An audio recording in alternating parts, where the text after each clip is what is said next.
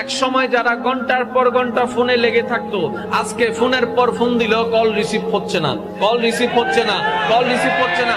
একটা সময় সারাটা রাত যার আওয়াজ শোনার জন্য বসে থাকতো, আজকে মোবাইলটা বন্ধ করে ঘুমায় যাচ্ছে, তার সাথে কথা বলারও কোনো আগ্রহ জাগছে না।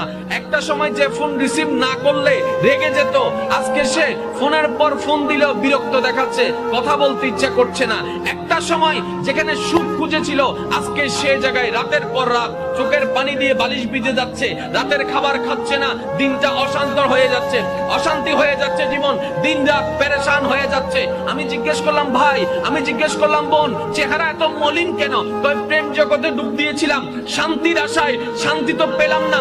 2 মাস পেলাম, 5 মাস পেলাম, 6 মাস পেলাম, এমনও অনেকে আছে আজকে প্রেম দিয়ে ব্ল্যাকমেইল করা হচ্ছে, ইজ্জত হরণ করা হচ্ছে, টাকা হরণ করা হচ্ছে, ইজ্জত হরণ করা হচ্ছে। কথা বলেন ঠিক না বেঠিক?